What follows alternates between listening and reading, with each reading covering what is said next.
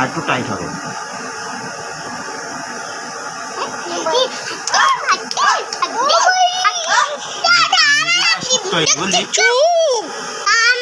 ওই ভগবান ভিডিও করছে, মান সম্মান সব ডুবিয়ে দিচ্ছে রে।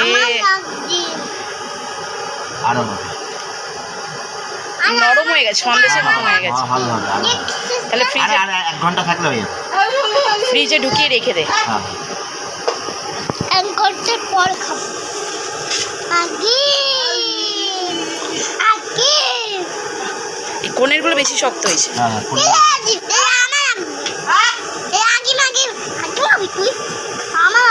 হবে না, উঠবে না। তুই ঢুকিয়ে দে কাটি, তুই কাটি ঢুকিয়ে দে। ডিপ হলে আমরা ইয়ে করে দেবো বল। একটু শক্ত, তারপরে একটু আবার ফিনিশিং করে নিবি।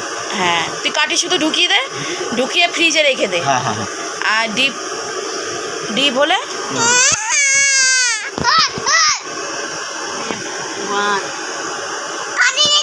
ঠান্ডা হয়ে গেছে।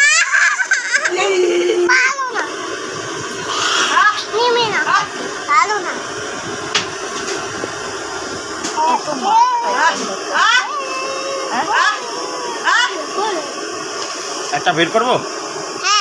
হ্যাঁ একটা